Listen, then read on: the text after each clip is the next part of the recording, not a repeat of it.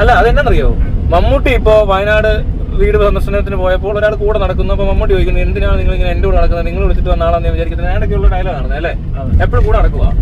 അങ്ങനെ തള്ളി നിൽക്കുന്ന ഒരു മനുഷ്യൻ അവിടുത്തെ ലോക്കൽ സെക്രട്ടറി ആരോ ആണ്. അപ്പൊ അയാൾ അങ്ങനെ നടന്നു പോയിരുന്നെങ്കിൽ ചിലപ്പോ ഈ വാർത്തയ്ക്ക് വലിയ പ്രാധാന്യം കിട്ടത്തില്ല. ഇപ്പൊ മമ്മൂട്ടി ഊക്കി വിട്ട ആൾ എന്ന നിലയ്ക്ക് അയാൾ ഫേമസ് ആയി. അടുത്തത് അവിടെ ഇത് വെച്ച് മാക്സിമം മുതലെടുക്കാൻ അതിനൊരു പേരൂടെ വെച്ചു, വേണം മമ്മൂക്കി ഊക്കി വിട്ട ആളാണ് തോറ്റമല്ല എന്നൊക്കെ പറയത്തില്ലേ എന്ന് പറഞ്ഞങ്ങ് പ്രചരിപ്പിച്ചേക്കുക.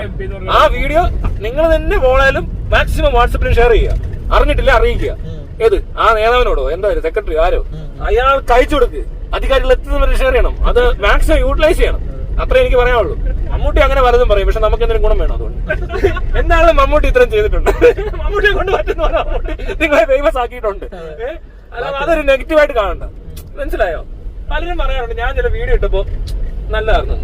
ഏത് ആ ശ്രദ്ധിക്കപ്പെടാതെ പോയ സംഭവം, ഞാൻ 4 വേളമൊക്കെ ഉണ്ടാക്കിയപ്പോ ആരോ അറിഞ്ഞിട്ട് അങ്ങോട്ടും ഇങ്ങോട്ടൊക്കെ അവിടെ പ്രശ്നം നടക്കുന്നുണ്ട് എന്ന് പറഞ്ഞാൽ മമ്മൂട്ടിയാവുമ്പോ കേരളം മൊത്തം അറിഞ്ഞിട്ടുണ്ട്.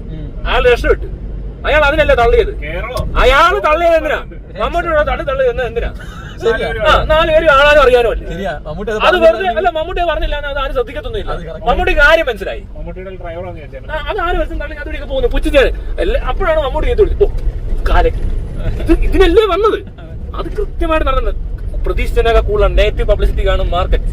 നെഗറ്റീവ് സാധനം ഭയങ്കര ഫാസ്റ്റ് ആയിട്ട് മൂവ് ചെയ്യും. അത് 4 ദിവസം മാറാറുണ്ട്, മനഃപൂർവ്വം നെഗറ്റീവ് ആകുന്നു നല്ലത്. അപ്പൊ അതാണ് അതിന്റെ കാരണം. അപ്പൊ നെഗറ്റീവ് പബ്ലിസിറ്റി ആണ് നിങ്ങൾ കത്തി തിരിഞ്ഞു നോക്കേണ്ട കാര്യം.